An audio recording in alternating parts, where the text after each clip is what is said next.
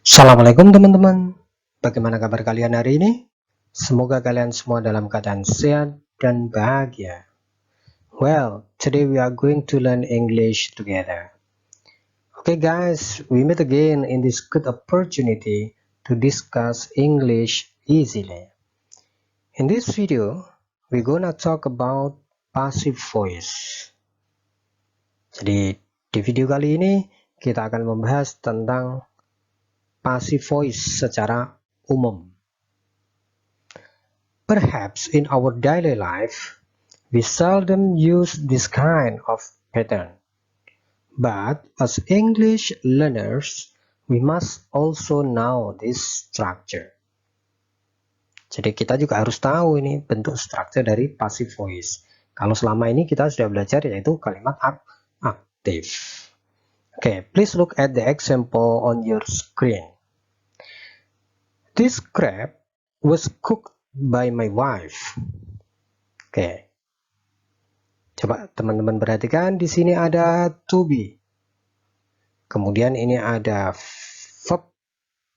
Pastinya dia verb 3. Oke. Kemudian di sini juga ada ciri dari pasif yaitu menggunakan kata by. Oke. Ini adalah sekilas tentang passive voice. Dan untuk lebih detailnya, oke, let's see this video until finish. Okay, now we come to form of passive voice. The basic pattern of passive voice is to be plus verb 3. Jadi teman-teman mudah kan?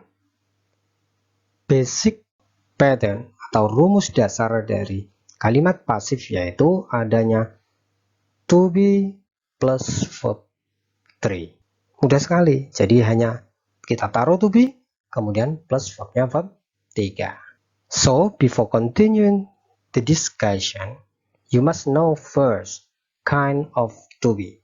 Jadi sebelum kita melanjutkan diskusi untuk passive voice lebih lanjut, maka kita harus tahu to be apa saja itu to be dalam bahasa Inggris. Kalau verb 3 teman-teman sudah hafal lah, karena kan sudah pernah kita pakai di kalimat untuk tenses perfect, baik itu present perfect maupun past perfect. To be pun sebenarnya sudah, tapi kita coba alangkah baiknya kita mengetahui dulu sebelum kita masuk ke diskusi yang lebih lanjut. Oke teman-teman, untuk to be itu dibagi diantaranya yang pertama ya, jadi nomor 1 itu ada to be present. Teman-teman, to be present diantaranya apa? Ada is, am, sama are. Oke, ini to be present. Kemudian number 2 itu ada to be past. To be past itu apa saja? There, was, and were. And then the following number 3 itu adalah to be untuk perfect. Perfect ini nanti akan kita bagi. Yang pertama adalah present perfect atau present perfect continuous. Nanti dia menggunakan have sama has. Kemudian ada past perfect dan past perfect continuous, dia pakai had. Kemudian to be-nya sendiri adalah menggunakan been, teman-teman. Kemudian yang terakhir itu ada to be untuk apa? Number 4 itu to be untuk modal atau auxiliary. Teman-teman to be-nya hanya satu, yaitu be itu sendiri. Ketika teman-teman ketemu dengan to be diantaranya is, am, are, was, were, have, has, been, had been, dan be, maka dalam bahasa Inggris dia yang pertama dia pasti diikuti dengan apa teman-teman? Pasti to be tersebut akan diikuti dengan apa? Verb ing. Ketika ada to be tersebut ya dan diikuti dengan verb ing, maka kalimatnya akan menjadi kalimat continuous, teman-teman. Kalau ada is, am, are berarti kan miliknya present, maka akan menjadi present continuous kalau dia plus verb ing. Ketika ada past di sini, was were diikuti dengan verb ing, maka akan menjadi past continuous dan seterusnya. Kemudian yang kedua, to be itu selalu diikuti dengan ana. Yang pernah lihat video saya untuk pembahasan kalimat nominal pasti tahu itu ana. Ana yang pertama ini adalah apa, teman-teman? Adjective. Kemudian yang ini adalah noun. Dan ana yang berikutnya, berikutnya adalah adverb. Ketika ada to be dan diikuti oleh ana ini, maka kalimatnya akan menjadi kalimat nominal, teman-teman. Jadi ketika ada is ma diikuti dengan ana, maka akan menjadi present nominal. Ketika ada was were diikuti dengan ana, maka akan menjadi past nominal, dan seterusnya. Dan yang ketiga, ketika ada to be, maka dia akan diikuti dengan verb 3. Dan ini akan menjadi kalimat apa, teman-teman? Passive voice. Dan ini adalah bahasan kita untuk hari ini. Jadi kita intinya akan membahas tentang passive voice. Karena apa? Nomor 1 ini sudah kita bahas di video-video sebelumnya. Kemudian nomor 2 ini juga sudah kita bahas di video sebelumnya. Why do we use the passive voice? Kenapa kok kita itu kok menggunakan passive voice? Jadi ada alasannya. Kenapa nggak kalimat aktif saja? Jadi kita menggunakan kalimat pasif itu yang pertama, when it is not known or not necessary to mention who perform the action. Jadi kita menggunakan passive voice itu ketika pelakunya tidak penting. Kita tidak perlu tahu pelakunya. Itu kita bisa menggunakan apa? Passive voice. For example, cotton is grown in Egypt. Cotton is grown in Egypt. Kapas itu ditanam di Mesir. Jadi kita nggak perlu tahu siapa yang menanam. Then his house was built a year ago. Rumahnya dibangun setahun yang lalu.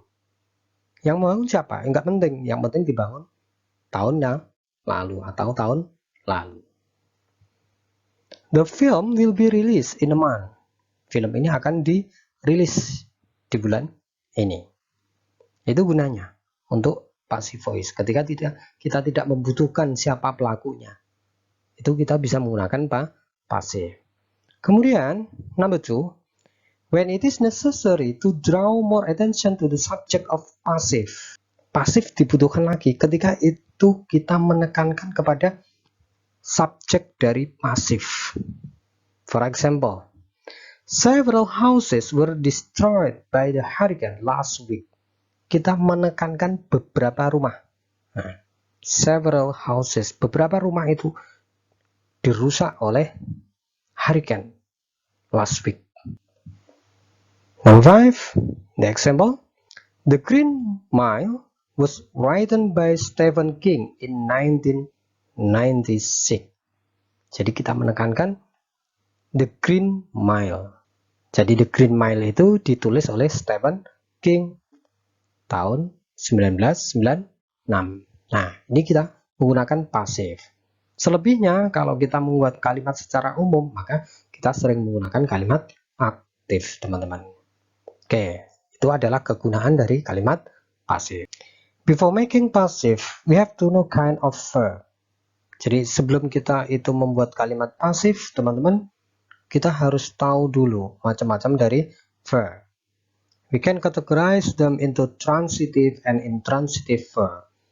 Jadi kita bisa mengelompokkan verb itu ada yang verb transitive, ada yang intransitive. Oke, let's see together. Coba kita pelajari bersama-sama apa itu transitive and intransitive. Oke, ini transitive. The first, we're gonna talk about transitive. For example, Aura earned the promotion. Aura mendapatkan promosi. And then they saw the accident. Mereka melihat kecelakaan itu. Oke.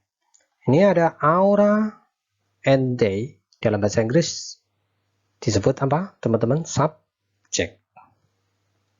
Kemudian ada earned sama so di sini, ini adalah verb. Dan the promotion and the accident di sini adalah object. Berarti earned, so di sini masuk transitive verb, teman-teman. Ini masuk kata kerja transitive. Bandingkan dengan intransitive. Kata kerja intransitive. For example, they sleep. Baim arrived on time. Ini ada they, ada Baim, di sini adalah subject. Kemudian ini ada sleep, ada arrive, di sini adalah verb. Oke. Kemudian di sini tidak ada objek, ini hanya keterangan atau adverb. Jadi kesimpulannya ya, teman-teman, yang namanya transitive verb itu adalah verb yang butuh objek. Jadi dia ada objeknya, butuh objek ya, ini objek. Dia ada objeknya. Kemudian kalau intransitive itu adalah verb yang tanpa objek. Jadi ini hilang, teman-teman, nggak ada untuk intransitive. Jadi di sini tidak ada objeknya. Itu bedanya. Jadi kalau ini kita bisa tahu they sleep, mereka itu tidur, nggak ada objeknya. Mana objeknya?